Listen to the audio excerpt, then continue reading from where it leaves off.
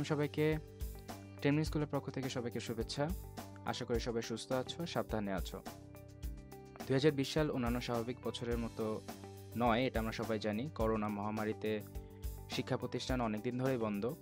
তাছাড়া 2020 সালে এইচএসসি পরীক্ষাও নেওয়া সম্ভব হয় নাই। তো এইচএসসি পরবর্তী সময়ে আমরা স্টুডেন্টদের দেখি অ্যাডমিশন প্রিপারেশন নিতে। তো যেহেতু এবছর সকল শিক্ষা প্রতিষ্ঠানই বন্ধ, এ কারণে আমাদের অনলাইন ভিত্তিক একটা কোর্স আমরা এবার চালু করেছি।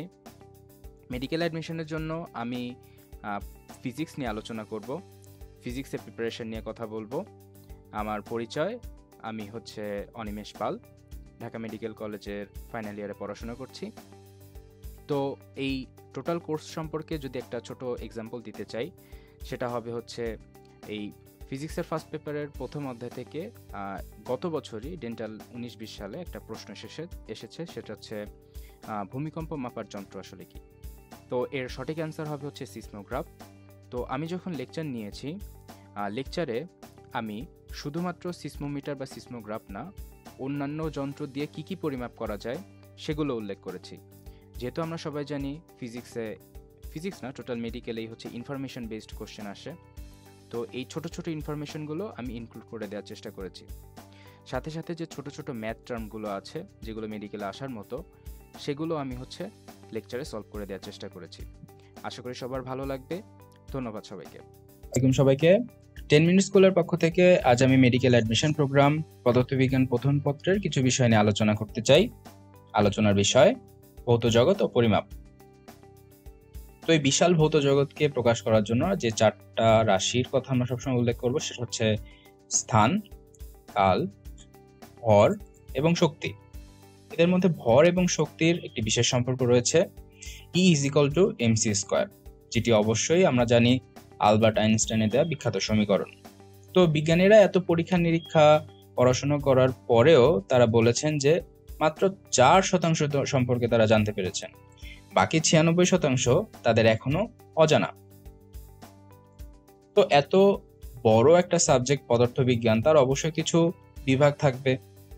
তো এখানে আমি কিছু পদার্থবিজ্ঞানের বিভাগ সম্পর্কে আলোচনা করেছি, যে সাধারণ পদার্থবিজ্ঞান, তাপবিজ্ঞান, শব্দবিজ্ঞান, আলোক বিজ্ঞান, চৌম্বক বিজ্ঞান, তড়িৎ বিজ্ঞান, ইলেকট্রিক্স এবং পারমাণবিক বিজ্ঞান। এরপরে আমরা পদার্থের ধর্ম সম্পর্কে আলোচনা করতে চাই, যে 2টি ধর্ম পদার্থের জন্য প্রযোজ্য। প্রথমটি হলো সাধারণ ধর্ম এবং 2 নম্বরটা হলো বিশেষ ধর্ম। সাধারণ ধর্ম সেগুলোকেই বলা হচ্ছে যেগুলো কঠিন, তরল বা গ্যাসীয়, 3 ধরনের পদার্থের জন্য প্রযোজ্য, যেমন ওজন। বিশেষ ধর্ম বলা হয় সেগুলোকে যেগুলো শুধুমাত্র কঠিন অথবা তরল অথবা বায়বীয় পদার্থের জন্য প্রযোজ্য। যেমন কঠিন পদার্থের জন্য স্থিতিস্থাপকতা একটি বিশেষ ধর্ম, যেটি তরল বা বায়বীয় পদার্থের মধ্যে পাওয়া যায় না। আবার পৃষ্ঠটান তরল পদার্থের একটি বিশেষ ধর্ম, যেটি কঠিন বা বায়বীয় পদার্থের মধ্যে পাওয়া যায় না। এখানে আরো একটা জিনিস আমি উল্লেখ করেছি, যে সান্দ্রতা। দেখো লাল কালারের হাইলাইটেড করা আছে, যে সান্দ্রতা তরল এবং বায়বীয় উভয় পদার্থের জন্যই বিশেষ ধর্ম। এটি খুব ইম্পর্টেন্ট একটা টপিক এমসিকিউ এর জন্য। পরবর্তীতে আসি কিছু গুরুত্বপূর্ণ যন্ত্রের নাম। দেখো আমি এখানে উল্লেখ করেছি যে তাপমাত্রা মাপার যন্ত্রের নাম থার্মোমিটার, বায়ুচাপ মাপার যন্ত্র ব্যারোমিটার, জলীয় বাষ্প মাপার যন্ত্র হাইগ্রোমিটার, গতি মাপার যন্ত্র স্পিডোমিটার এবং ভূমিকম্প মাপার যন্ত্র সিসমোমিটার। আমরা সবাই খবরের হেডলাইনে একটা জিনিস দেখি যখন ভূমিকম্প হয়, যে রিক্টার স্কেলের 6 অথবা রিক্টার স্কেলের 7 ভূমিকম্প হয়েছে। তাহলে কি ভূমিকম্প মাপার যন্ত্রের নাম রিক্টার স্কেল? না, ভূমিকম্প মাপা হয় সিসমোমিটার দিয়ে, সেটাকে প্রকাশ করা হয় শুধুমাত্র রিক্টার স্কেল দিয়ে। তো এমন যদি কখনো প্রশ্ন আসে যে ভূমিকম্প মাপা হয় কোন যন্ত্রের সাহায্যে, রিক্টার স্কেল যদি অপশনে থাকে, চোখ বন্ধ করে আমরা ওটার দিকে তাকাবোই না। ভালোভাবে মনে রাখবো যে ভূমিকম্প মাপার যন্ত্রের নাম হচ্ছে সিসমোমিটার। পরবর্তী কিছু গুরুত্বপূর্ণ সংজ্ঞা আমি দিয়েছি। প্রথমে ধারণা বা প্রত্যয়, পরে সূত্র, পরীক্ষা নিরীক্ষার সাহায্যে প্রমাণিত তত্ত্ব এবং মূল কথা যদি অবশ্যই উক্তির মাধ্যমে প্রকাশ করা হয় তখন তাকে সূত্র বলে, যেমন নিউটনের গতিসূত্র, গ্যালিলিওর পরন্ত বস্তু সূত্র ইত্যাদি। নীতি বা প্রিন্সিপাল, প্রাকৃতিক সত্য যা সরাসরি স্পষ্টভাবে প্রমাণ করা যায়, যেমন ডপলারের নীতি, হাইজেনবার্গের নীতি। স্বীকার্য স্বীকার্য সম্পর্কে একটা শব্দ শুধু মনে রাখবা, সেটা হচ্ছে পূর্বসত্য। নিলস বোরের পরমাণু মডেল, আইনস্টাইনের আপেক্ষিকতা তত্ত্ব, এখানে পূর্বসত্য ব্যবহৃত হয়েছিল। ভালোভাবে খেয়াল করো, নিলস বোরের পরমাণু মডেল বা আইনস্টাইনের আপেক্ষিকতা তত্ত্বগুলো কিন্তু পূর্বসত্য না। এই ধরনের তত্ত্ব বা মডেল তৈরি করার জন্য বিজ্ঞানীরা কিছু পূর্বশর্ত ব্যবহার করেছিলেন। যেমন আইনস্টাইন আপেক্ষিকতার তত্ত্ব যখন দিয়েছিলেন, তার পূর্বশর্ত ছিল আলোর গতি বা বেগ সবসময় ধ্রুবক হবে, কোনো ক্ষেত্রেই আলোর বেগ পরিবর্তিত হবে না। এটি একটি পূর্বশর্ত। পরবর্তীতে আসি অনুকল্প। যে কোনো ধরনের অনুমানকেই বলা হচ্ছে অনুকল্প। যেমন অ্যাভোগাড্রোর অনুকল্প তত্ত্ব, পরীক্ষা নিরীক্ষার সাহায্যে প্রমাণিত অনুকল্পকেই বলা হচ্ছে তত্ত্ব।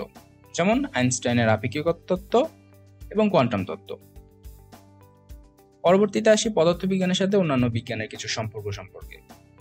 যেমন জীববিদ্যায় এক্স-রে সাহায্যে নিউক্লিক অ্যাসিডের গঠন জানা যায়। নিউক্লিক অ্যাসিড কি? আমরা প্রত্যেকে জানি যে আমাদের কোষে ডিএনএ আরএনএ আছে। এই ডিএনএ আরএনএ গুলো নিউক্লিক অ্যাসিড ছাড়া আর কিছুই না। তো এদের গঠন সম্পর্কে আমরা এক্স-রের মাধ্যমে জানতে পারি। এছাড়া জ্যোতির্বিদ্যায় রেডিও টেলিস্কোপের সাহায্যে কোয়ার্সার এবং পালসার আবিষ্কার করা হয়েছে। চিকিৎসা বিজ্ঞানে যে কোনো যন্ত্র, X ray, CT scan, sonograph, MRI, ECG, যে কোনো যন্ত্র সবই কিন্তু আলটিমেটলি পদার্থবিজ্ঞানের ফসল। কারণ আর একটা কথা উল্লেখ করেছি আমি, যে ক্যান্সার চিকিৎসায় রেডিওথেরাপি দেওয়া হয়, সেখানে ইউজ করা হয় হচ্ছে রেডিও আইসোটোপ, তেজস্ক্রিয় মৌল। সেক্ষেত্রে কি হয়, যে কোষগুলো ক্যান্সার আক্রান্ত, সেই কোষকে ধ্বংস করার জন্য এই রেডিও আইসোটোপ ব্যবহার করা হয়।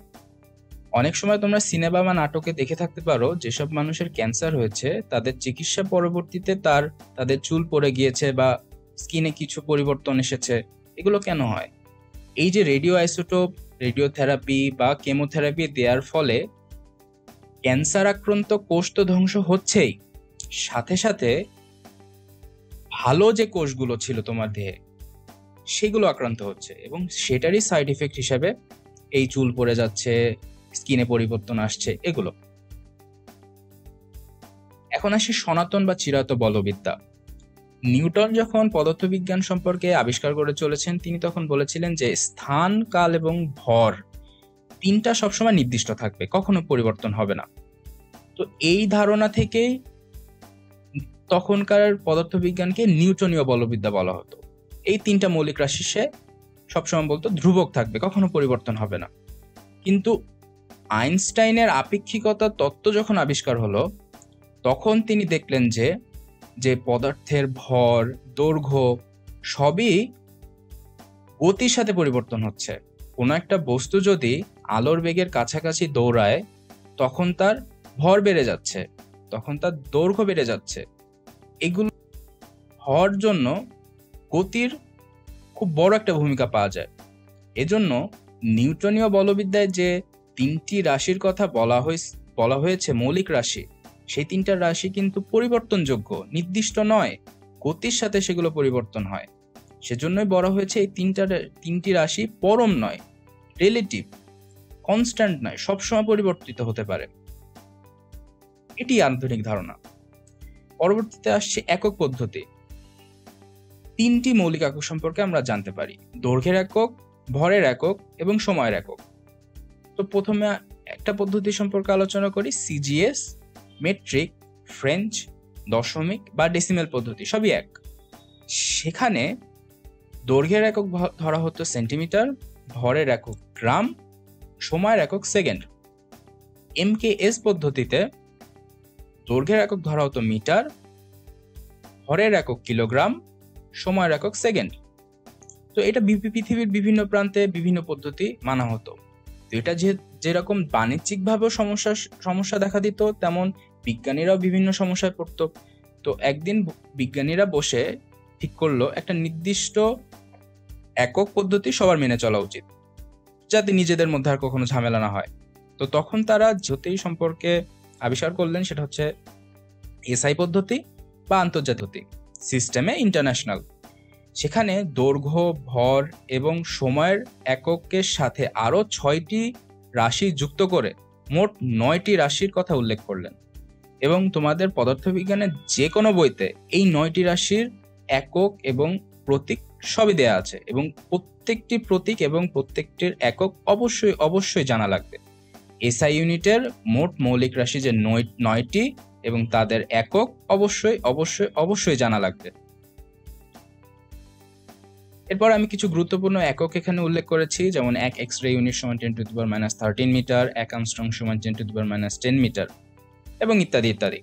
দেখো এখানে আমি সব উল্লেখ করেছি মিটারে, চেষ্টা করেছি মিটারে এবং কিলোগ্রামে উল্লেখ করার। সবসময় এককগুলো একটা নির্দিষ্ট এককে মনে রাখার চেষ্টা করবা। যেমন সবসময় এককগুলোকে একটা নির্দিষ্ট এককে মনে রাখবা। যেমন আমি এখানে সবগুলো মিটারে উল্লেখ করেছি, তাহলে অন্যান্য এককের মধ্যে কনফিউশন হবে না। সবার লাস্টে আমি একটা জিনিস দিয়েছি, দেখো 1 মাইল সমান 1.609 কিলোমিটার। পাশে দেখো লেখা আছে এমএটি। এমএটি মানে হচ্ছে মেডিকেল অ্যাডমিশন টেস্ট, মানে এই কোশ্চেনটাই এই উক্তিটাই মেডিকেল অ্যাডমিশনের কোশ্চেন হিসেবে এসেছে। এরপর আসে মাত্রা সমীকরণ। মাত্রা সমীকরণ মানে কি? এই যে আমরা দৈর্ঘ্য, ভর, সময় সবকিছুর একক নিয়ে পড়াশোনা করলাম, জানলাম। এখন এগুলো আমরা বিভিন্ন অক্ষরের মাধ্যমে প্রকাশ করতে চাই।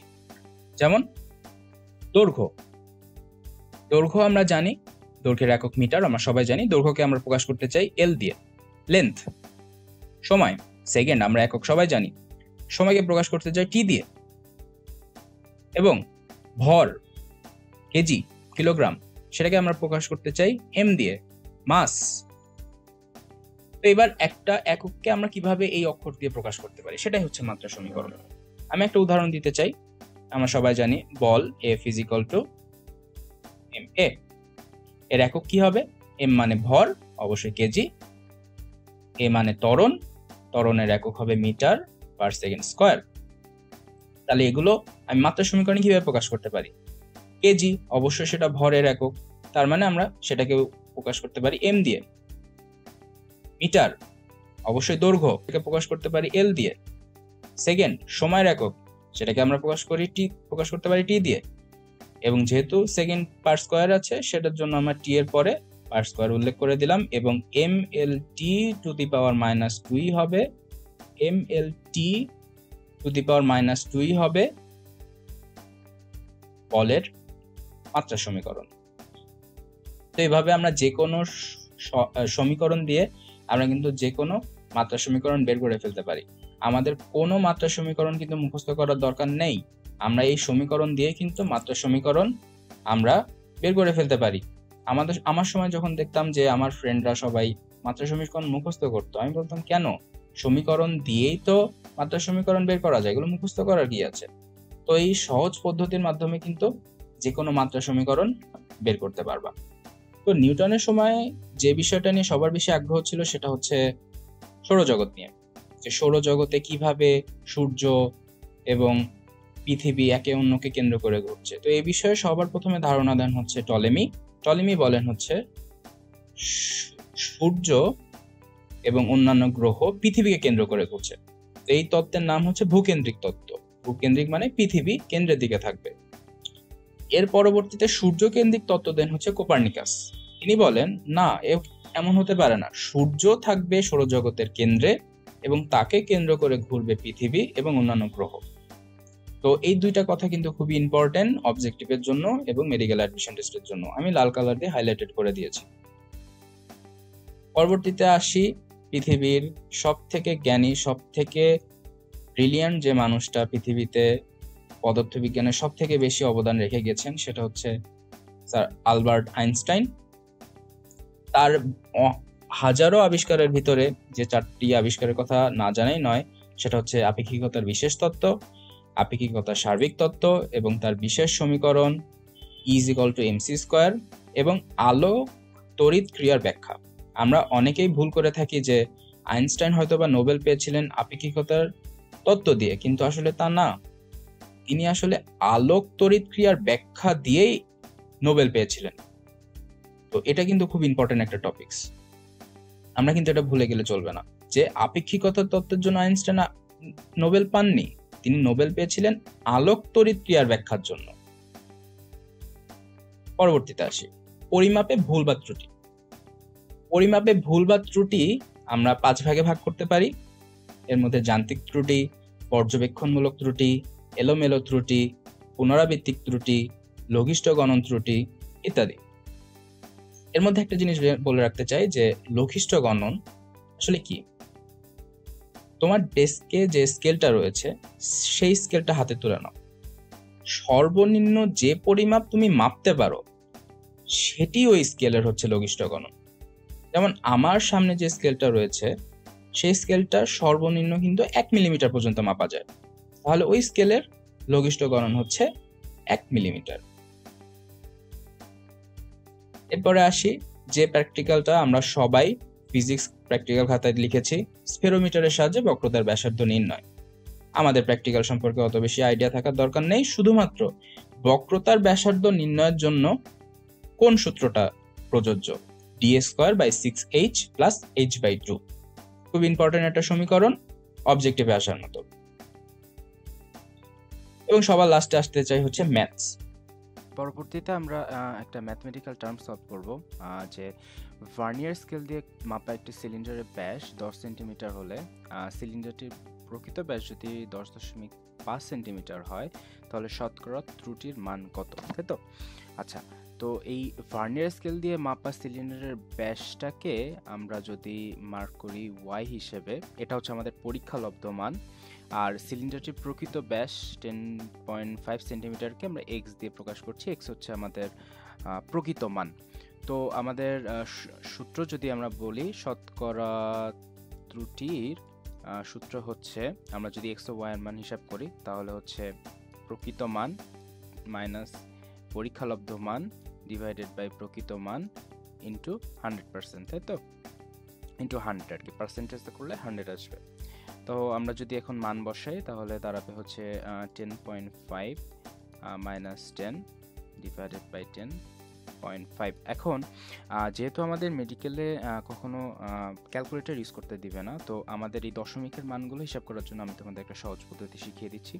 সেটা হচ্ছে, এটা হিসাব করলে দাঁড়ায় হচ্ছে 0.5 ডিভাইডেড বাই 10.5, তাই তো? এখন আমরা যে জিনিসটা করব সেটা হচ্ছে এই দশমিকগুলো আমরা ভেঙে ফেলবো। দশমিকগুলো ভেঙে ফেললে আসলে কি দাঁড়ায় দেখি। 0.5কে আমরা লিখতে পারি হচ্ছে 5/10 হিসেবে, আর আমরা 10.5কে লিখতে পারি হচ্ছে 10 ডিভাইডেড বাই 105। তার মানে উল্টে গেলে তো হচ্ছে 10টা উপরে চলে যায় এবং 105টা নিচে আসে। তো এর পরবর্তী হিসাব করলে আমরা দাঁড়ায় কি আসে দেখি, 5 ডিভাইডেড বাই 105। তো এটা আমরা পরবর্তীতে ক্যালকুলেশন করলে দাঁড়াবে হচ্ছে 0.047 টাইপের। তো আমরা সেটাকে যদি পার্সেন্টেজ করি সেটা দাঁড়াবে হচ্ছে 4.7%। তো এটাই হবে হচ্ছে এই ম্যাথ টার্মটার অ্যান্সার। তো আমার এই ম্যাথটা সলভ করার একটাই মাত্র উদ্দেশ্য ছিল, সেটা হচ্ছে এই যে দশমিকের মানগুলো আমরা কিভাবে হিসাব করব সেটা বোঝানোর জন্য। তাহলে আবারও বলি, দশমিকের মানগুলো আমরা ভেঙে আমি হচ্ছে ভগ্নাংশ হিসেবে প্রকাশ করব, এবং সেখান থেকে আমরা হচ্ছে সাধারণ যে আমাদের গুণের গুণ বা কাটাকাটি যেটাই আমরা বলি না কেন সেটা করে আমরা হচ্ছে মানটাকে বের করব। তো এটাই ছিল হচ্ছে এই অধ্যায়। পরবর্তীতে আমরা ভেক্টর সম্পর্কে আলোচনা করব। তো আমাদের পরবর্তী আলোচনার অধ্যায় হচ্ছে ভেক্টর। ভেক্টর অধ্যায়টা একটু বড় হওয়ার কারণে দুইটা অংশে আমি এটাকে ভাগ করেছি, পার্ট 1 এবং পার্ট 2। তো আপাতত আমরা পার্ট 1 নিয়ে আলোচনা করছি। প্রথমে আসি ভৌত রাশি। আমাদের এই পৃথিবীতে যত রাশি রয়েছে তা দুই ভাগে ভাগ করা যায়, একটা হচ্ছে স্কেলার রাশি আর একটা হচ্ছে ভেক্টর রাশি। তো স্কেলার রাশি কাকে বলে? শুধু মান আছে যে রাশি, সে রাশিকে বলতেছে স্কেলার রাশি। যেমন দৈর্ঘ্য, ভর, সময়, জনসংখ্যা, তাপমাত্রা, বৈদ্যুতিক বিভব, দ্রুতি, কাজ ইত্যাদি। তাহলে ভেক্টর রাশি কাকে বলে? ভেক্টর রাশি হচ্ছে যে রাশির মান এবং দিক আছে তাকে বলতেছে ভেক্টর রাশি। যেমন সরণ, বেগ, ত্বরণ, মন্দন, বল, ওজন ইত্যাদি। তো এই ভেক্টর শব্দটি, ভেক্টর রাশির কথাটা কেন মাথায় আসলো বিজ্ঞানীদের মাথায়? সাপোজ তোমরা দুই বন্ধু একদিন ঘুরতে বেরোলা। তো তোমার বন্ধু তোমাকে দেখে বলল, দেখ দোস্ত, 5 মিটার দূরে একটি ফুলের গাছ আছে, চল সেটা দেখে আসি।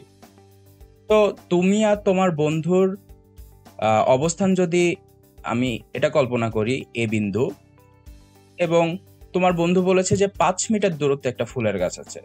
তো ধরে নিলাম ও বিন্দু মানে সেটা 5 মিটার দূরত্বে। এখন তোমার বন্ধু কিন্তু তোমাকে বলে নাই যে 5 মিটার দূরত্বে কোন দিকে আছে। 5 মিটার দূরত্ব তো বিন্দু হতে পারে, 5 মিটার দূরত্ব তো বি বিন্দু হতে পারে, 5 মিটার দূরত্ব তো জেড বিন্দু হতে পারে। তাহলে কোনটা? তাহলে এই যে দিক নির্ণয়ের একটা সমস্যা বিজ্ঞানীদের মাথায় তৈরি হলো, তো এখান থেকে ভেক্টর রাশিটির উৎপত্তি। তোমার বন্ধু যদি তোমাকে বলতো, দোস্ত ফুলের গাছটা 5 মিটার দূরত্বের পূর্ব দিকে আছে, পূর্ব দিক বলতে ডান দিক, তাহলে কিন্তু তুমি সহজে বি প্রান্তে যে ফুলের গাছটা দেখে ফেলতে পারতা। তো এখান থেকে ভেক্টর রাশির আসলে উৎপত্তি।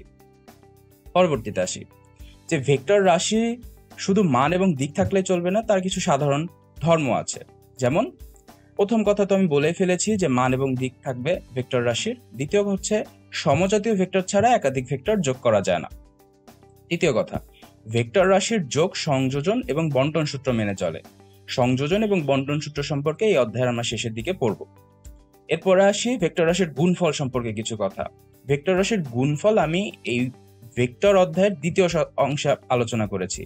তো তারপরে কিছু দুটো কথা জেনে রাখি যে দুটি ভেক্টর রাশির ভেক্টর গুণফল একটি ভেক্টর রাশি হবে এবং দুটি রাশির স্কেলার গুণফল একটি স্কেলার রাশি হবে। গুণফল সম্পর্কে আমরা পরবর্তীতে আবার আলোচনা করব।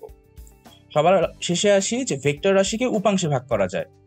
আমরা ত্রিমাত্রিক স্থানাঙ্ক ব্যবহার করে একটা ভেক্টর রাশিকে প্রকাশ করতে পারি। যেমন ডান পাশে আমি একটা ছবি দিয়েছি যে এক্স, ওয়াই এবং জেড অক্ষ বরাবর একটা ভেক্টর। তো আমাদের ত্রিমাত্রিক স্থানাঙ্কে অবশ্যই আমরা জানি যে 3টা অক্ষ আছে।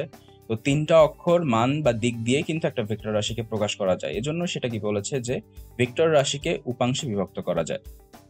পরবর্তীতে আসি যে মান এবং দিক থাকলে কি সেটা ভেক্টর রাশি? আমরা এতক্ষণ অনেক ধর্ম সম্পর্কে পড়ে আসলাম, সংজ্ঞাতেও আমরা পড়ে আসলাম যে মান এবং দিক থাকলে সেটাকে ভেক্টর রাশি বলে। তো এই প্রশ্নের সহজ উত্তর হচ্ছে না। কেন? আমরা একটা রাশি সম্পর্কে যদি চিন্তা করি যে তড়িৎ প্রবাহ, আমরা সবাই জানি তড়িৎ প্রবাহের একটা নির্দিষ্ট দিক আছে, সেটি ব্যাটারি বা যে কোনো কোষের ঋণাত্মক প্রান্ত থেকে ধনাত্মক প্রান্তে প্রবাহিত হয়। কিন্তু এই তড়িৎ প্রবাহের যোগ বা যোগের নিয়ম কিন্তু আবার ভেক্টরের বিনিময় সূত্র মেনে চলে না। তড়িৎ প্রবাহের যোগ সম্পর্কে আমরা পদার্থবিজ্ঞানের দ্বিতীয় পত্রে পড়াশোনা করব, কিন্তু এখন শুধু জেনে রাখি যে তড়িৎ প্রবাহের মান এবং দিক থাকলেও ভেক্টর যোগের বিনিময় সূত্র যেহেতু সে মেনে চলে না, এজন্য তড়িৎ প্রবাহকে আমরা ভেক্টর রাশি বলতে পারবো না। পরবর্তীতে আসি কিছু গুরুত্বপূর্ণ সমীকরণ আমি এখানে ভেক্টরের মাধ্যমে প্রকাশ করেছি। ভেক্টর প্রকাশ করার জন্য কোনো অক্ষরের উপরে একটা তীর চিহ্ন দেওয়া। বলের সমীকরণ আমরা এতদিন জেনে আসছি যে F = ma, কিন্তু আমরা কখনো ভেক্টর চিহ্ন ব্যবহার করিনি। যেহেতু বল এবং ত্বরণ দুটি ভেক্টর রাশি, এজন্য F এর উপর একটি তীর চিহ্ন ব্যবহার করা হয়েছে এবং এর উপর একটা তীর চিহ্ন ব্যবহার করা হয়েছে। এভাবে ভেক্টর রাশিকে প্রকাশ করা হয়। এরপরে ঘূর্ণন বলের সমীকরণ আমরা জানি τ = r × f। এখানে আমরা যে x সাইনটা দেখতেছি বা গুণের সাইনটা দেখতেছি, এটাকে আমরা উচ্চারণ করব ক্রস। ভেক্টর গুণফলকে ক্রস গুণনও বলা হয়। গুণফল সম্পর্কে আমরা দ্বিতীয় অংশে আলোচনা করব। এখন শুধু জেনে রাখি যে এই সমীকরণ পড়ার সময় আমরা অবশ্যই এইভাবে পড়ব যে τ = r × f। এছাড়া কৌণিক বেগেরও সমীকরণ দিয়ে দিয়েছি এবং সবার লাস্টে কৌণিক ভরবেগ, যেটার সমীকরণ হচ্ছে L = r × p। তো কৌণিক ভরবেগের একটা এককও আমি ব্র্যাকেটে দিয়ে দিয়েছি যে কেজি m²/সেকেন্ড। মেডিকেল অ্যাডমিশন টেস্টে যেহেতু এমসিকিউ ভিত্তিক কোশ্চেন হয়, সেক্ষেত্রে এককগুলো কিন্তু খুব ইম্পর্টেন্ট। যে কোনো সমীকরণের যে কোনো রাশির এককগুলো খুব ইম্পর্টেন্ট এবং একটা গুরুত্বপূর্ণ একক আমি এখানে উল্লেখ করে দিয়েছি। পরবর্তীতে আসি কিছু বিশেষ ভেক্টর নিয়ে। প্রথমে আসি যে একক ভেক্টর। একক ভেক্টর কাকে বলে? যে ভেক্টরের মান 1 তাকে একক ভেক্টর বলে। যেমন আমি একটা সমীকরণের মাধ্যমে এখানে প্রকাশ করেছি এ একটি ভেক্টর এবং এ ভেক্টরকে যদি এ ভেক্টরের মান দিয়ে ভাগ করা হয়, তাকে যে ভেক্টর পাওয়া যায় সেটাকে বলতেছে হচ্ছে একক ভেক্টর। মানে সাপোজ একটি ভেক্টর আমরা জানি, মনে করি 5 এ একটা ভেক্টর।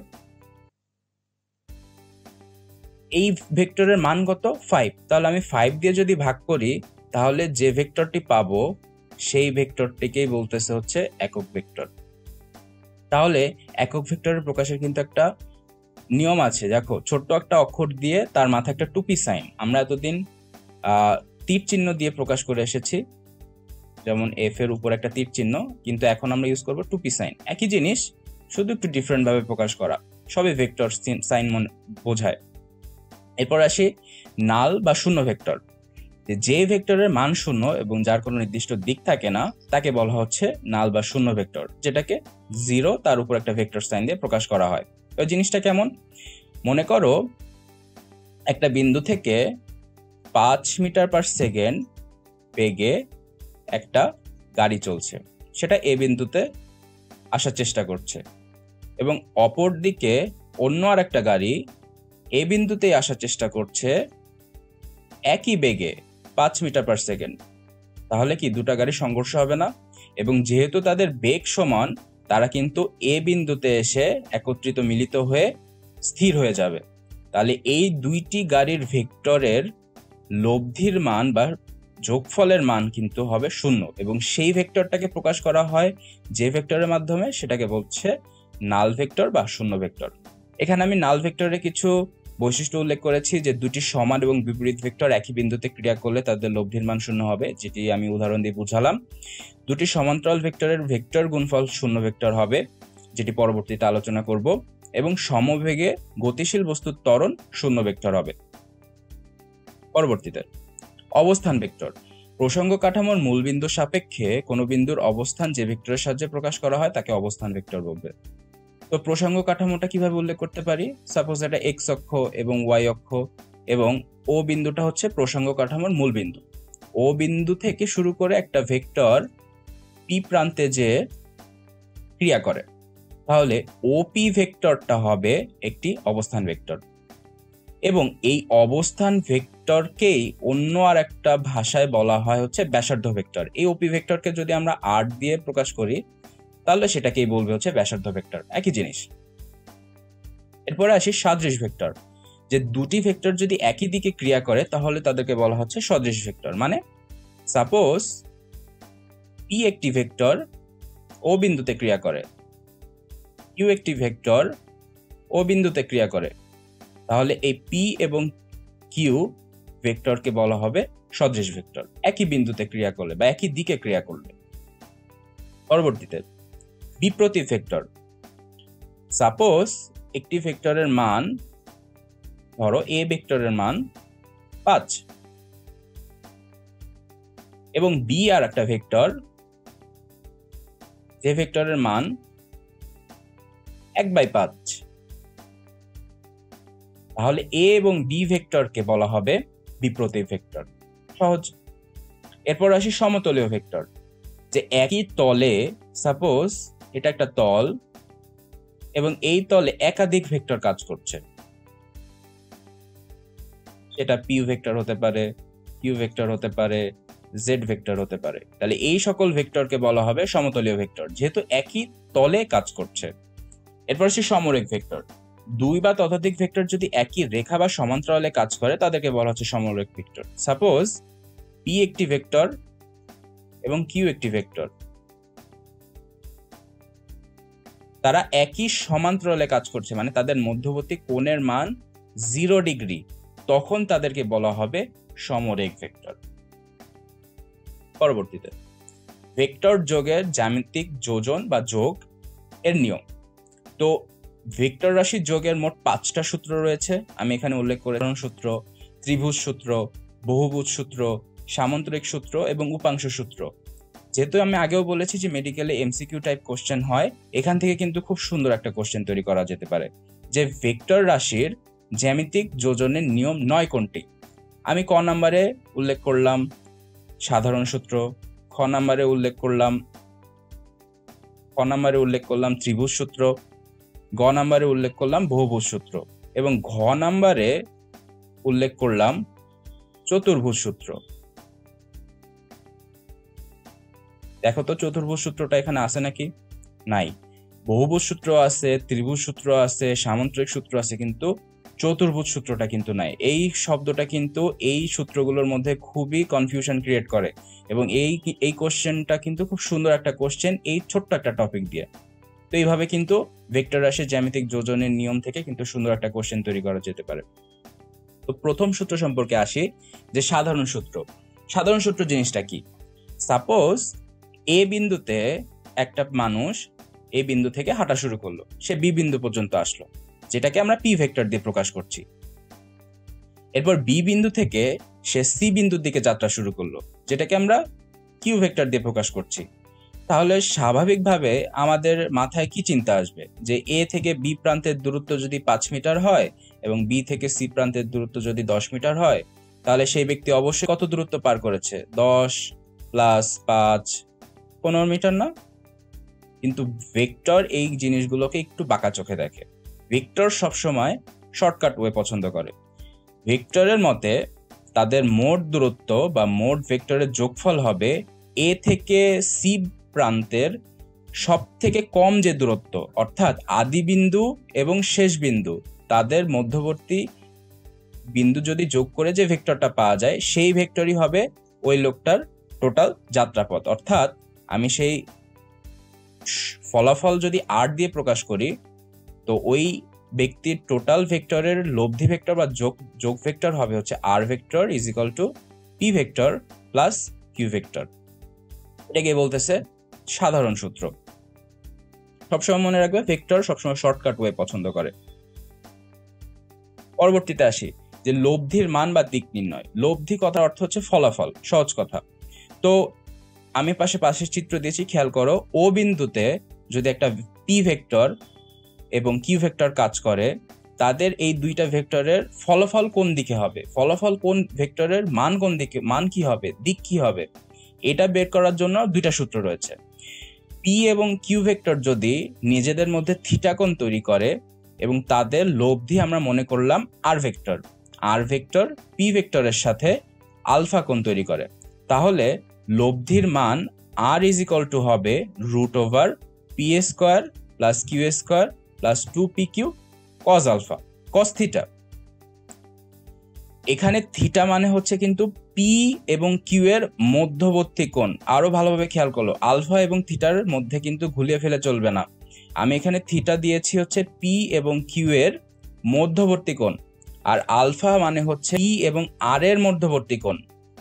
এই জিনিসটা কিন্তু ভুলে গেলে চলবে না। যখন আমরা লব্ধি ভেক্টর বের করব, তখন কিন্তু অবশ্যই দুইটি ভেক্টরের মধ্যবর্তী কোণকে আমরা উল্লেখ করব, P square plus Q square plus 2pq cos theta, বা সেটাকে সহজভাবে লেখা যেতে পারে R square is equal to P square plus Q square plus 2pq cos theta. তো এটা তো আমরা মান সম্পর্কে জানলাম যে আর এর মান কত হতে পারে। তো আরটা কোন দিকে ক্রিয়া করবে সেটাও তো আমাদের জানা লাগবে, কারণ আমরা অবশ্যই জানি ভেক্টরের মান আছে এবং দিক আছে। তো দিকটা কিভাবে বের করব? দিকটা বের করার জন্য আমরা মনে করলাম যে আর ভেক্টর পি ভেক্টরের সাথে আলফা কোণ তৈরি করে। তো আমরা ট্যান আলফা নিলাম এবং tan alpha is equal to Q sine theta plus P plus Q sine theta. এটা হবে আমাদের লব্ধি নির্ণয়ের সূত্র। তাহলে খুবই দুইটা গুরুত্বপূর্ণ সমীকরণ। প্রথমটা হচ্ছে লব্ধির মান আর কিভাবে নির্ণয় করা হয়, এবং লব্ধির দিক ট্যান আলফা কিভাবে নির্ণয় করা হয়। খুবই ইম্পর্টেন্ট। ছোট ম্যাথ কিন্তু এই দুইটা সূত্র দিয়েই তুমি হচ্ছে সলভ করতে পারবা। পরবর্তীতে আসি, যে এই সূত্রের বা সমীকরণের উপরে ডিপেন্ড করে কিছু শর্ত তৈরি হয়েছে। যেমন যদি ভেক্টর দুটি পি এবং কিউ তাদের মধ্যবর্তী কোণ 0 হয়, তাহলে ভেক্টর দ্বয় সমান্তরাল হবে। আমি এই কথাটা একটু আগেও কিন্তু বলে এসেছি যে সাপোজ পি ভেক্টর এদিকে কাজ করছে এবং কিউ ভেক্টরও এদিকে কাজ করছে, তাদের মধ্যবর্তী কোণ কিন্তু 0 ডিগ্রি, তাহলে পি এবং কিউ ভেক্টর কিন্তু সমান্তরাল হবে। যদি তাদের পি এবং কিউ ভেক্টরের মধ্যবর্তী কোণ 120 ডিগ্রি হয়, তাহলে দুটি ভেক্টরের লব্ধি প্রত্যেক ভেক্টরের সমান হবে, মানে পি এর মান যা কিউ এর মান তাই এবং আর এর মানও সেম হবে। যদি থিটার মান 180 ডিগ্রি হয়, তাহলে ভেক্টর পরস্পরের বিপরীত দিকে কাজ করবে। কেমন? যে ধরো পি ভেক্টর এদিকে কাজ করছে এবং 180 ডিগ্রি বলতে কিন্তু বিপরীত দিকে বোঝায়, তাহলে কিউ ভেক্টর এদিকে কাজ করবে। তাহলে সহজভাবে দেখে বোঝা যাচ্ছে এদের মধ্যবর্তী কোণ হচ্ছে 180 ডিগ্রি। তাহলে কিউ এবং পি ভেক্টর পরস্পর বিপরীত দিকে কাজ করবে। এখন আমাদের এই লব্ধির মান আমরা তো বুঝলাম যে লব্ধি মানে পি এবং কিউ ভেক্টরের ফলাফল বা যোগফল। তো এটা সর্বোচ্চ এবং সর্বনিম্ন মান কি হতে পারে? তাদের মধ্যবর্তী কোণ যতই হোক না কেন, পি এবং কিউ ভেক্টরের সর্বোচ্চ মান পি প্লাস কিউ হবে, এবং পি এবং কিউ এর ভেক্টরের সর্বনিম্ন মান হবে পি ডিফারেন্স কিউ। ডিফারেন্স চিহ্নটার মানে হচ্ছে যদি পি ভেক্টরের মান বড় হয় তাহলে পি আগে আসবে, কিউ পরে যাবে। যদি কিউ এর মান বড় হয় তাহলে কিউ আগে যাবে, পি পরে যাবে। তাহলে পি এবং কিউ ভেক্টরের সর্বনিম্ন মান হবে পি ডিফারেন্স কিউ, এবং পি ও কিউ ভেক্টরের মান সমান এবং বিপরীতমুখী হলে তাদের লব্ধি শূন্য হবে। এটা আমরা আগেই বলে এসেছি শূন্য ভেক্টরের সংজ্ঞাতে। পরবর্তীতে ভেক্টর যোগের কিছু সূত্র। আমি প্রথমে বলে আসি ভেক্টর কিছু সাধারণ ধর্ম মেনে চলে। তার মধ্যে বলে এসেছিলাম যে বিনিময় সূত্র এবং বন্টন সূত্র মেনে চলে। তো বিনিময় সূত্র জিনিসটা কি, যে পি প্লাস কিউ ভেক্টরের মান কিউ প্লাস পি ভেক্টরের সমান হবে। সংযোজন সূত্র মানে হচ্ছে P plus Q vector plus R ভেক্টরের মান P plus Q plus R ভেক্টরের সমান হবে। দেখতে অনেকটা বোকাদের মতো হলেও ভেক্টর এই সূত্রগুলো মেনে চলে বলেই বা মেনে চলতে চায় বলেই ভেক্টর কিন্তু একটুখানি ব্যতিক্রম।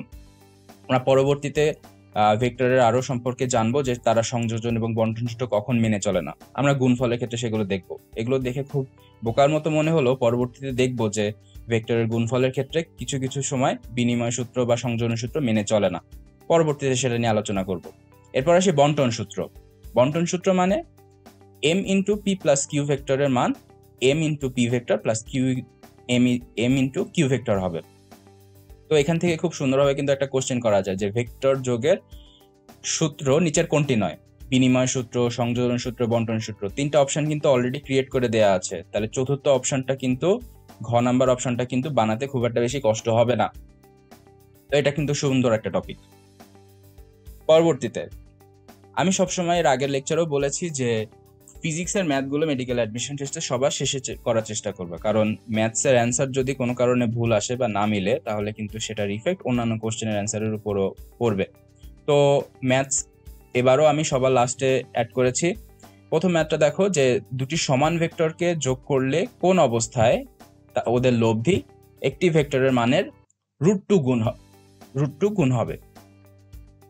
আমি টিপস হিসেবে দিয়েছি, দেখো ভেক্টরের লব্ধির মানের সূত্র R is equal to √p² plus q² plus 2pq cos alpha. Alpha মানে হচ্ছে পি এবং কিউ ভেক্টর যদি তাদের মধ্যবর্তী কোণ আলফা হয়, সেক্ষেত্রে এখানে আলফা এবং থিটা কিন্তু খেয়াল করবা যে কোনটা আলফা কোনটা থিটা। যদি তুমি দুইটি ভেক্টরের মধ্যবর্তী কোণ থিটা ধরো তাহলে কিন্তু এখানে সূত্রটা চেঞ্জ হয়ে থিটা হয়ে যাবে। তো এখানে সহজ একটা টিপস দিচ্ছি যে ভেক্টরের মানগুলো সবার মান এ ধরে নাও, পি এর মানও এ, কিউ এর মানও এ, এবং এখানে বলেছে যে লব্ধি একটি ভেক্টরের মানে √2 গুণ হবে, তাহলে আর এর মান হবে √2a। এভাবে মান বসিয়ে আলফার মান বের করে ফেললে কিন্তু ম্যাথটা সলভ হয়ে যাবে। পরে 4 মিটার পার সেকেন্ড বেগে দৌড়ে যাওয়ার সময় একটা লোক 4 মিটার পার সেকেন্ড বেগে বৃষ্টির সম্মুখীন হলো। বৃষ্টিতে রক্ষা পেতে তাকে কত কোণে ছাতা ধরতে হবে? আমরা সবাই এটা খেয়াল করেছি কোনো না কোনো এক সময়, যে বৃষ্টিতে যদি তুমি একটু জোরে হাঁটতে চাও বা জোরে দৌড়াতে চাও তাহলে কিন্তু তোমাকে ছাতাটা একটু বাঁকা করে ধরতে হয়। এটার কারণ কি? এটা কিন্তু ভেক্টর দিয়ে ব্যাখ্যা করা যায়। তুমি যে পথে চলবা, যে বেগে চলবা, বাতাস কিন্তু তার অপোজিট সাইডে তোমাকে বাধা দিবে। তো সেক্ষেত্রে বাতাসের বেগ এবং ব্যক্তির বেগ কিন্তু সেম হবে, সমান হবে। কোনো কোনো ম্যাথে তোমাকে বাতাসের বেগ দিয়ে দিবে, কোনো কোনো ম্যাথে তোমাকে নিজের বেগ দিয়ে দিবে বা ব্যক্তির বেগ দিয়ে দিবে। তো ছাতার কোণ নির্ণয়ের সূত্র হচ্ছে tan θ = বাতাসের বেগ বাই বৃষ্টির বেগ। কিভাবে আসলো? এক্স ও ওয়াই অক্ষকে তোমাকে অলরেডি বললাম যে ওয়াই অক্ষ বরাবর বৃষ্টি পড়ছে এবং এক্স অক্ষ বরাবর তুমি হচ্ছে এগিয়ে চলছো। তো আমি এই কোণটাকে যদি প্রবর্ধন করি, এই কোণটার মান হবে থিটা, এবং আমরা জেনারেল ত্রিকোণমিতি আমরা সবাই করে এসেছি। আমি যদি এটা লম্ব টানি, আমরা tan থিটার মান কি জানি? লম্ব বাই ভূমি। এখানে দেখো খেয়াল করে লম্ব কোনটা? এটা লম্ব না? এই লম্ব মানে কি? তোমার নিজের বেগ বা বাতাসের বেগ, আমি সেটা কিন্তু উল্লেখ করেছি। এবং ভূমি কোনটা? এটা না, ভূমিটা আসলে বৃষ্টির বেগ, এবং ভূমি হিসাবে আমি কিন্তু বৃষ্টির বেগই উল্লেখ করেছি। তাহলে tan θ = বাতাসের বেগ বা বৃষ্টির বেগ। সহজে কিন্তু এই ম্যাথটা বের করে ফেলা যাবে। এখন মানটা বসিয়ে দেখি তো কি আসে আসলে, যে tan θ = তাহলে কি দাঁড়ায়? বাতাসের বেগ বা বৃষ্টির বেগ, তার মানে 4/4, মানে 1, তাই তো? আর আমরা আরেকটা জিনিস জানি যে tan 45 ডিগ্রির মান হচ্ছে 1। তো এখানে tan theta is equal two tan 45, তাহলে থিটা ইজ ইকুয়াল টু 45। তো 45 ডিগ্রি কোণে যদি ছাতাটা ওই ব্যক্তি ধরে তাহলে কিন্তু সে দৌড়ে গিয়েও বৃষ্টি থেকে বেঁচে যেতে পারবে। এখন অনেকে এখানে কোশ্চেন করতে পারে যে এখানে তো আমি ইচ্ছা করে 1 বানানোর জন্য 4 এবং 4 ইউজ করেছি, তাহলে অন্য কোনো মান থাকলে কি হবে? জিনিসটা হলো মেডিকেলে যেহেতু তোমাদের ক্যালকুলেটর ইউজ করতে দিবে না, তো তোমাদের এমন কোনো মান দিবে না যেখানে তোমাদের ভগ্নাংশ কোণের মান নির্ণয় করা লাগে। তাহলে অপশানে কি থাকতে পারে? ধরো এখানে 4 মিটার পার সেকেন্ড দৌড়ে যাওয়ার সময় একটা লোক 6 মিটার পার সেকেন্ড বৃষ্টির সম্মুখীন হলো, যে উদাহরণটা তোমাদের অনেকের বইতে দেয়া আছে। তো সেখানে আসলে কি হবে?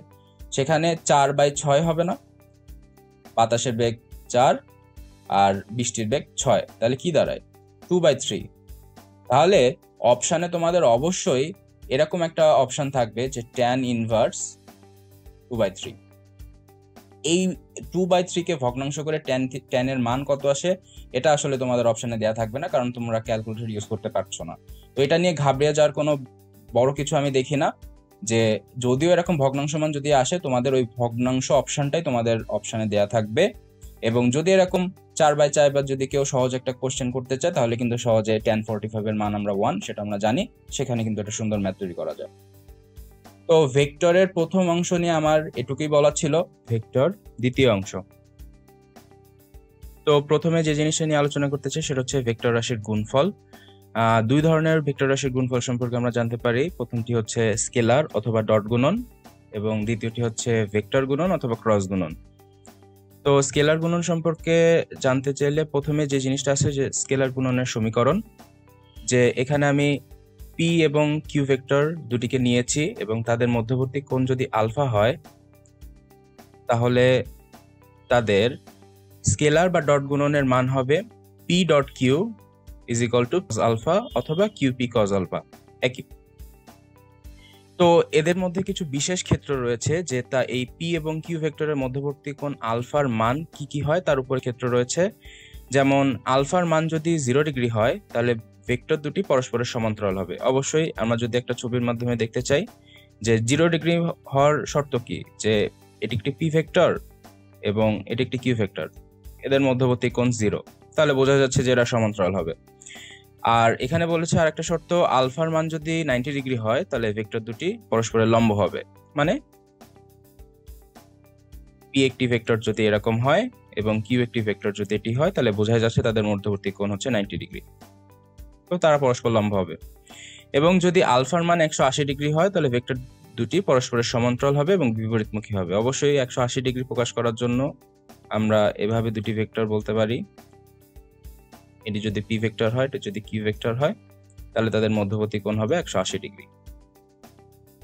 তো এইভাবে আমরা 3টা শর্ত জেনে নিলাম।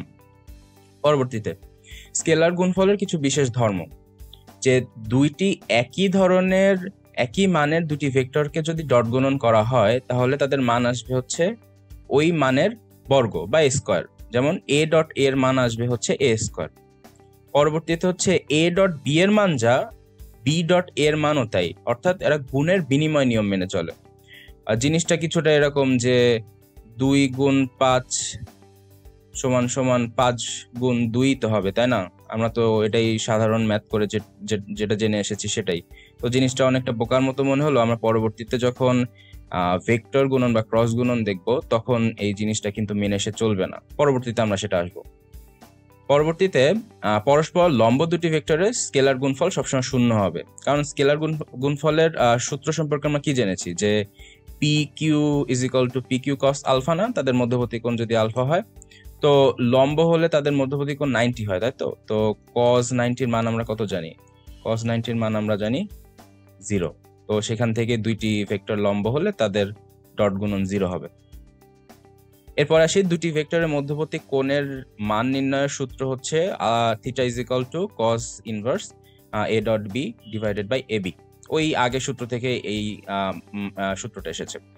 এরপর আসি যে সমকৌণিক একক ভেক্টরগুলো স্কেলার গুণফল i dot i is equal to z dot j is equal to K dot K.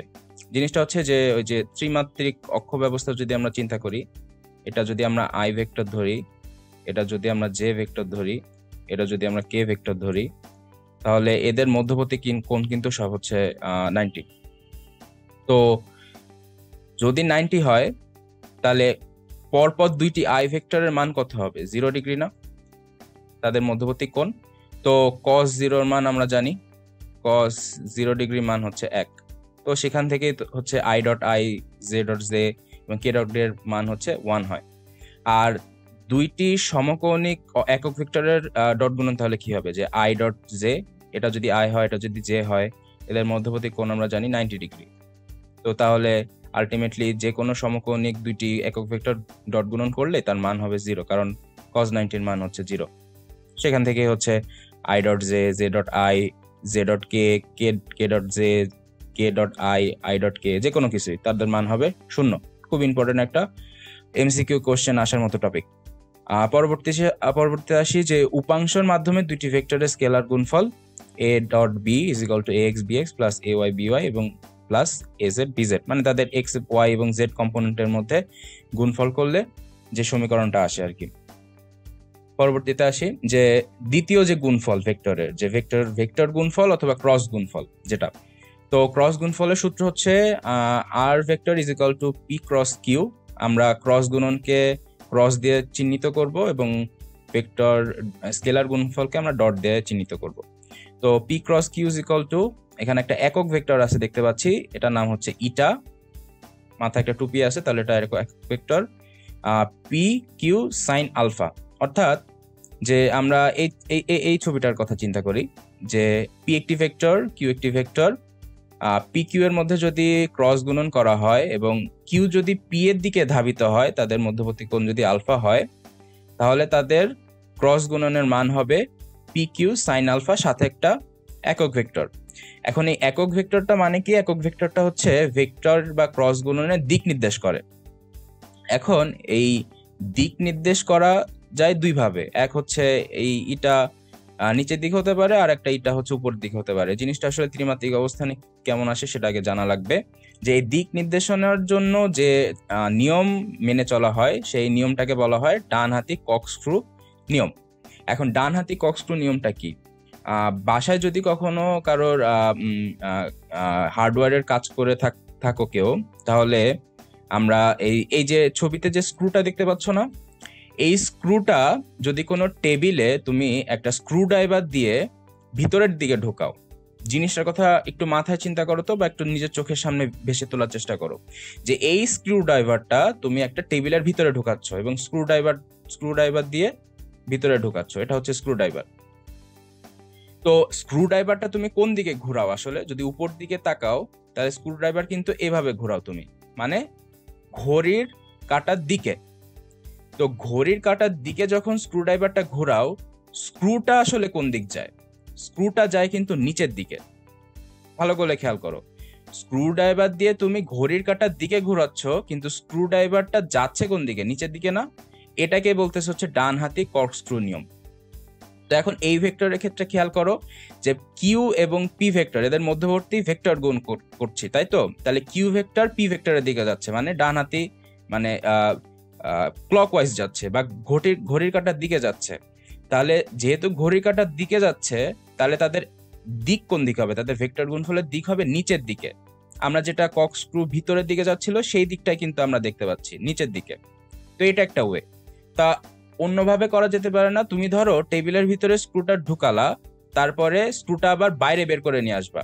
Screw driver দিয়ে তখন তুমি কোন দিক ঘোরাবা? স্ক্রু ড্রাইভার দিয়ে তখন ঘড়ির কাঁটার বিপরীত দিকে ঘোরাবা না? তাহলে স্ক্রুটা আলটিমেটলি কোন দিকে আসবে? স্ক্রুটা উপরের দিকে আসবে না? তাহলে এই চিত্রের কথা চিন্তা করো যে পি ভেক্টর থেকে কিউ ভেক্টর গুণফল করছি, সেখান থেকে তোমার ঘড়ির কাঁটার বিপরীত দিকে ঘুরছে। তাহলে ঘড়ির কাঁটা বিপরীত দিকে ঘুরলে স্ক্রুটা যেমন উপরের দিকে উঠে, তাদের একক ভেক্টর বা দিকটাও হবে হচ্ছে উপরের দিকে। তো এটা এখানে বলছে যে এই টোটাল ভেক্টর গুণফলের মান শুধু জানা লাগবে না, তাদের দিকও জানা লাগবে, এবং দিক জানার জন্য যে একক ভেক্টরটা ইউজ করা হয় সেটা হচ্ছে ইটা। তো ইটার মান বের করার নিয়ম হচ্ছে ডানহাতি কর্কস্ক্রু নিয়ম, এবং সেখানে ঘড়ির কাঁটার দিককে ধরা হয় ঋণাত্মক এবং ঘড়ির কাঁটার বিপরীত দিককে ধরা হয় হচ্ছে ধনাত্মক। এখন এটা অনেকে জিজ্ঞেস করতে পারো যে এটা কেন হলো, আমি আমার ঘড়ির কাঁটার দিককে আমার ভাল লাগে, আমি ধনাত্মক সেটা ধরবো। আসলে বিজ্ঞানীরা সবকিছু একটা নির্দিষ্ট করে রেখেছে যে এটা হলে এটা হবে, এটা হলে এটা হবে। তাহলে নির্দিষ্ট করে রাখার মানে হচ্ছে যে কখনো যেন নিজেদের মধ্যে যেন কনফিউশন ক্রিয়েট না হয়। তো এটাই জাস্ট একটা দিককে তারা মান হিসেবে ধরে নিয়েছে, এটাই।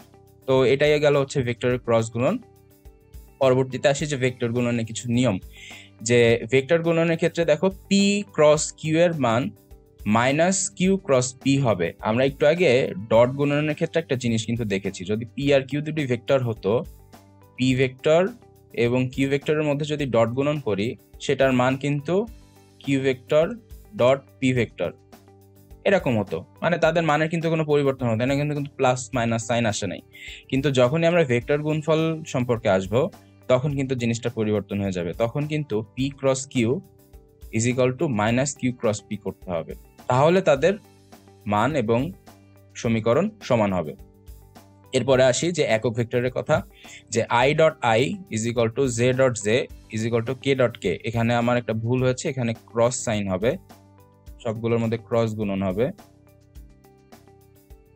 ক্রস গুণন হলে মানে আই ডট আই,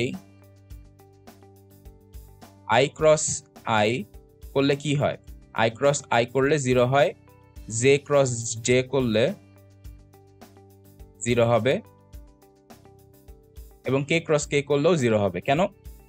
উপরের একটা দিকে খেয়াল করি যে আমরা যখন ভেক্টর গুণফল করব, তখন তাদের মানের ক্ষেত্রে আমরা সাইন আলফা ইউজ করব।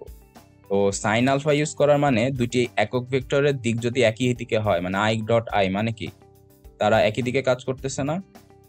তো একই দিকে কাজ করলে তাদের মধ্যবর্তী কোণ কত হবে, 0 ডিগ্রি, তাই তো? তো 0 ডিগ্রি সাইন 0 মান আমরা জানি হচ্ছে 0, সাইন 0 মান হচ্ছে 0। তো সেখান থেকে হচ্ছে প্রত্যেকটি একক ভেক্টরে, দুইটি একক ভেক্টরকে যদি আমরা ক্রস গুণন করি, তাদের মান হবে 0। পরবর্তীতে আসি যে I cross J is equal to K, J cross K is equal two I, K cross I is equal to J. এখন এই জিনিসটা আমরা কিভাবে মনে রাখবো? পাশে দেখো আমি একটা বৃত্ত বা সার্কেল এঁকেছি, যেখানে আই, জে এবং কে উল্লেখ করেছি। দেখো এখানে আমি একটা তীরের চিহ্ন দেখিয়েছি, তীরটা হচ্ছে সবসময় ঘড়ির কাঁটার দিকে ঘুরছে, বাম থেকে ডানে যাচ্ছে। তো এখানে এই চিত্রের সাথে এই সমীকরণগুলো একটু মিলিয়ে দেখো, খুব ভালো একটা উপায় জানা যাবে যে এগুলো মনে রাখার জন্য। আই ক্রস জে, তাহলে জে এর পরে কি আসে, কে আসে না, এজন্য তাদের সমীকরণ মান কিন্তু কে এসেছে। তারপর দেখো জে ক্রস কে, তারপর কে আসে, এই ঘড়ির কাঁটার দিকে ঘুরলে আই আসে, তাহলে আই সমীকরণের পরে বসবে। এরপর আসি কে, কে ক্রস আই, তারপর জে, তাহলে সমীকরণের পরে জে বসবে। তাহলে এখানে কিন্তু আর একটা দিকেও কিন্তু বলা যায় যে এটা তো আমরা ঘড়ির কাঁটার দিকে ঘুরলাম, এজন্য আমরা এই জিনিসটা মনে রাখলাম। যদি ঘড়ির কাঁটার বিপরীত দিকে ঘোরে, তাহলে কিন্তু জিনিসটা আবার বিপরীত হয়ে যাবে। যেমন আমি যদি আই ক্রস কে করি, আই ক্রস কে, এটা কিন্তু ঘড়ির কাঁটার বিপরীত দিকে ঘুরছি, আই ক্রস কে, তাহলে কি হবে, মাইনাস জে। একইভাবে কে ক্রস জে যদি করি, তাহলে হবে মাইনাস আই। তো এইভাবে কিন্তু এই বৃত্তর মাধ্যমে এবং ঘড়ির কাঁটার দিকে ঘুরলে যে আমরা সবসময় আই জে কে পাবো, এবং বিপরীত ঘুরলে যে আই কে জে পাবো, এবং সেক্ষেত্রে একটা মাইনাস চিহ্ন হবে, এই দুই চিন্তা করে কিন্তু খুব সুন্দরভাবে এই টপিকটা আমরা মনে রাখতে পারি। এবং এমসিকিউ এর জন্য কিন্তু এই ছোট্ট একটা টপিক খুবই ইম্পর্টেন্ট, যে নিচের কোন সমীকরণটি সঠিক নয়। সেক্ষেত্রে কিন্তু এরকম কয়েকটা সমীকরণ তুলে দিয়ে, তিনটা তুলে দিয়ে এবং একটা এর মধ্যে ভুল দিয়ে কিন্তু খুব সুন্দর একটা কোশ্চেন তৈরি করা যায়। তো এই ছোট্ট একটা টপিকটা কিন্তু মেডিকেলের এমসিকিউ এর জন্য খুবই ইম্পর্টেন্ট। পরবর্তীতে আসি যে ভেক্টর গুণফলের কয়েকটি ধর্ম, যে দুটি একই ভেক্টরের ক্রস গুণ করলে 0 হয়, এবং দুইটি ভেক্টর দুইবার নিলে তাদের ভেক্টর গুণফল 0 হবে, কারণ আমরা জানি হচ্ছে সাইন 0 এর মান হচ্ছে 0 সেখান থেকে। এরপর আসি A cross B is equal to B cross A, বিনিময় নিয়ম মেনে চলে না। বিনিময় নিয়ম যদি মেনে চলতো, তাহলে আমরা বলতে পারতাম A cross B is equal to B cross A, এটা আমরা বলতে পারতাম, যেটা আমরা ডট গুণন বা ভেক্টর যোগের ক্ষেত্রে বলতে পারি। কিন্তু যেহেতু এই ভেক্টর গুণফলের ক্ষেত্রে দিক একটা বিশাল বড় ফ্যাক্টর, দিক অবশ্যই থাকা লাগবে, এজন্য তারা কিন্তু a cross b is equal two b cross a হয় না। এটাও খুব ভালোভাবে মনে রাখা লাগবে, খুব ইম্পর্টেন্ট একটা তথ্য। পরবর্তীতে আসি স্থানাঙ্কর মাধ্যমে দুটি ভেক্টরের ভেক্টর গুণফল a cross b is equal to, এখানে প্রত্যেকটার এক্স ওয়াই এবং জেড কম্পোনেন্টের মধ্যবর্তী একটা সমীকরণ। এরপরে আসি যে এ বি এবং সি তিনটা ভেক্টর যদি সমতলীয় হতে হয় তাহলে একটা খুব সুন্দর একটা সমীকরণ আছে, যে A dot is into B cross C, তাদের মান যদি শূন্য হয় তাহলে এ বি এবং সি ভেক্টরকে সমতলীয় বলা যাবে। এটা কিন্তু খুব ইম্পর্টেন্ট একটা কোশ্চেন, একটা টপিক, যেখান থেকে তোমার হচ্ছে কোশ্চেন করা যায় খুব সহজে, যে এ বি এবং সি অথবা যে কোনো ভেক্টরই হতে পারে, পি কিউ জেড বা যে কোনো কিছু, যে তিনটি ভেক্টর সমতলীয় হওয়ার শর্ত নিচের কোনটি। তো এখানেও এই এ বি সি শাফল করে কিন্তু খুব সুন্দরভাবে চারটা অপশন তৈরি করা যায়, এবং এখান থেকে কিন্তু সুন্দর একটা কোশ্চেন তৈরি করা যায়, এবং এই জিনিসটা, এই সমীকরণটা তাহলে মনে রাখা ইম্পর্টেন্ট। পরবর্তীতে আসি যে ভেক্টর গুণফলের কয়েকটি ধর্ম। প্রথমে আসি যে গ্রেডিয়েন্ট। গ্রেডিয়েন্টের আগে যে জিনিসটা জানা লাগবে, যে ভেক্টর ডিফারেন্সিয়াল অপারেটর নাম হচ্ছে ডেল। এটি আবিষ্কার করেন হচ্ছে স্যার হ্যামিল্টন, এবং পরবর্তীতে গিবস একে ডেল নাম দেন। তো এই ডেল ইউজ করে আমরা বিভিন্ন তথ্য, বিভিন্ন রাশি আমরা প্রকাশ করতে পারবো। প্রথমে যে জিনিসটা আসে সেটা হচ্ছে গ্রেডিয়েন্ট। গ্রেডিয়েন্ট হচ্ছে একটা স্কেলার রাশি, গ্রেডিয়েন্ট হচ্ছে একটা ভেক্টর রাশি, আর এটি সর্বাধিক বৃদ্ধির হার বোঝায়।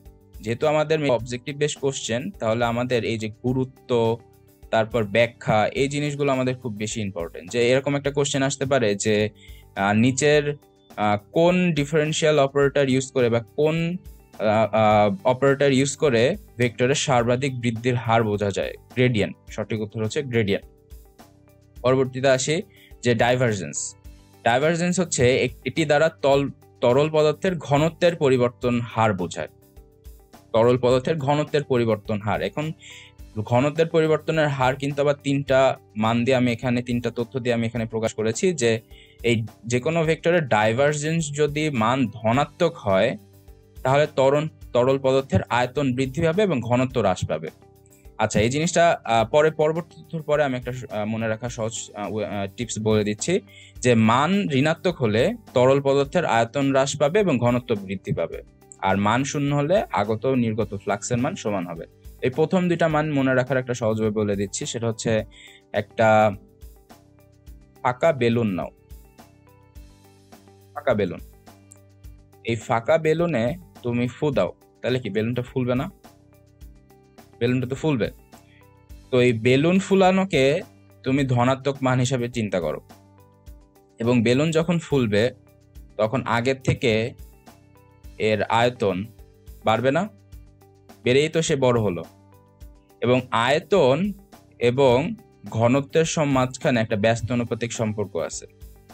ভি যদি আয়তন হয়, ভলিউম, আর ডি যদি ডেনসিটি হয়, তাদের মধ্যে একটা ব্যস্ত অনুপাতিক সম্পর্ক আছে। তো যদি মান ধনাত্মক হয় তার মানে বেলুন ফোলানো, তার মানে আয়তন বাড়বে, মানে বেলুনটা বড় হবে, কিন্তু ঘনত্ব হ্রাস পাবে। ঠিক উল্টো ভাবে তুমি যদি বেলুনের বাতাসটাকে আবার বাইরে বের করে নিয়ে আসো, তাহলে কি হবে? আয়তন কমবে, ঘনত্ব হ্রাস পাবে, যেহেতু ঘনত্ব এবং আয়তনের মধ্যে একটা ব্যস্ত অনুপাতিক সম্পর্ক আছে, যেটি একটি কমলে আরেকটি বাড়বে, একটি বাড়লে আরেকটি কমবে। তো এইভাবে একটা বেলুন দিয়ে তুমি সহজভাবে এই দুইটা কথা মনে রাখতে পারো, যে মান ধনাত্মক হলে তরল পদার্থের আয়তন বৃদ্ধি পায় এবং ঘনত্ব হ্রাস পায়, এবং তার ঠিক উল্টা, মান ঋণাত্মক হলে তরল পদার্থের আয়তন হ্রাস পায় এবং ঘনত্ব বৃদ্ধি পায়। এবার মান শূন্য হলে আগত নির্গত ফ্লাক্স সমান না, মানে ডাইভারজেন্স করে যদি কোনো ভেক্টরের মান শূন্য হয় তাহলে আগত নির্গত ফ্লাক্সের মান সমান হবে। এরপরে দেখা খুব ইম্পর্টেন্ট একটা কথা দিয়েছি, যে কোনো ভেক্টর ক্ষেত্রে ডাইভারজেন্স যদি সূত্র হয় সেই ভেক্টর ক্ষেত্রকে সলিনয়েডাল বলে। খুব খুব ইম্পর্টেন্ট একটা জিনিস। দেখো আমি এখানে সমীকরণও দিয়ে দিয়েছি, যে ডাইভারজেন্স করার জন্য কিন্তু ডট গুণন করা লাগে। এটা হচ্ছে ভেক্টর অপারেটর এবং একটা ভেক্টর ক্ষেত্র হচ্ছে ভি, তাদের মধ্যে যদি ডট গুণন করার ফলে শূন্য এক মান আসে তাহলে সেই ক্ষেত্রকে সলিনয়েডাল বলে। এখন সলিনয়েডাল মানে কি? সাপোজ এটা একটা ক্ষেত্র এবং এই ক্ষেত্রের মধ্যে ভেক্টরগুলোর মান ঘুরবে।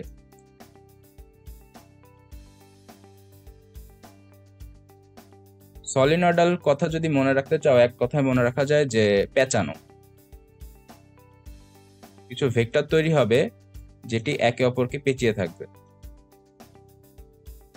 তাদের দিক কিন্তু এক হবে। তো এরকম একটা ক্ষেত্রকে বলতেছে হচ্ছে সলিনয়েডাল। গেলে তো চিত্র দিয়ে তোমাদের কোনো কোশ্চেন আসবে না, জাস্ট তোমাদের মনে রাখার জন্য একটা, বোঝানোর জন্য একটা ছবি দিলাম সহজে, যে সলিনয়েডাল জিনিসটা আসলে কি আর কখন তৈরি হবে সলিনয়েডাল। যে ভেক্টর ক্ষেত্রে ডাইভারজেন্স যদি শূন্য হয়, ডাইভারজেন্স যদি শূন্য হয়, তাহলে সেই ভেক্টরের ক্ষেত্রকে সলিনয়েডাল বলবে। পরবর্তীতে কার্ল। কার্ল হচ্ছে একটা ভেক্টর রাশি, এটি হচ্ছে ঘূর্ণন প্রকাশ করে। তো কোনো ভেক্টরের কার্ল করার পরে মান যদি শূন্য আসে, তার মানে ভেক্টরটা হচ্ছে অঘূর্ণনশীল, মানে ঘুরবে না। আর কোনো ভেক্টরের কার্ল করার পরে যেটা পজিটিভ মান আসে, মানে গ্রেটার দ্যান 0, তার মানে হচ্ছে সেই ভেক্টরটি ঘূর্ণনশীল, ঘুরতে থাকবে।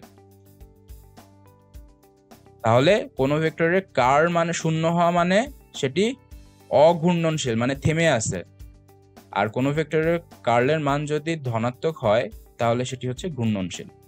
খুব ইম্পর্টেন্ট একটা তথ্য। পরবর্তীতে আসি ম্যাথ। সবার লাস্টে আমি বলেছিলাম যে প্রথম ম্যাথের নাম হচ্ছে, প্রথম ম্যাথটা দেখি আমরা, এম এর মান কত হলে এ ভেক্টর এবং বি ভেক্টর পরস্পর লম্ব হবে। তো আমরা লম্ব হওয়ার শর্ত জানি যে দুইটা ভেক্টরকে যদি আমরা ডট গুণন করি, তাদের লম্বর মান হবে 0, তাই তো? তো এরপরে আমরা দুইটা ডট গুণনের উপাংশের সূত্র যদি এখানে ব্যবহার করি, তাদের মধ্যে গুণ করে আমরা কিন্তু এম এর মান বের করে ফেলতে পারবো। তো এটা হচ্ছে সহজ রুল, খুব সিম্পল একটা ম্যাথ। এরপর আসি যে একটি কণার উপর এফ মানে বল 3i - 4j + 6k নিউটন যদি বল প্রয়োগ করা হয় এবং জেড অক্ষ বরাবর 8 মিটার সরে গেলে কণাটির উপর কাজ কত হবে। তো পরবর্তী ম্যাথটা হচ্ছে একটি কণার উপরে F = 3i - 4j + 6k Newton বল প্রয়োগে জেড অক্ষ বরাবর যদি 8 মিটার সরণ হয়, তাহলে কণাটির উপর কাজ কত হবে। তো আমরা ত্রিমাত্রিক অক্ষ ব্যবস্থা তো জানি সবাই, XYZ। তো এই ত্রিমাত্রিক অক্ষ ব্যবস্থায় যদি আমরা এই একক ভেক্টর গুলো একটু বের করে নিই, যে জেড অক্ষ বরাবর যেহেতু 8 মিটার সরণ হয়েছে, তাহলে জেড অক্ষর একক ভেক্টর হচ্ছে k। তো তাহলে তার মোট সরণ হবে হচ্ছে 8k। তো এখান থেকে আমরা সরণ বের করে ফেললাম, S = 8k। তো তারপরে আমরা বলের সাথে আমরা ডট গুণন করে ইজিলি আমরা এই ম্যাথটা করে ফেলতে পারবো। তো এটাই ছিল আমার ভেক্টর অধ্যায়ের পুরা লেকচার। ধন্যবাদ সবাইকে, পরবর্তীতে আবার দেখা হবে।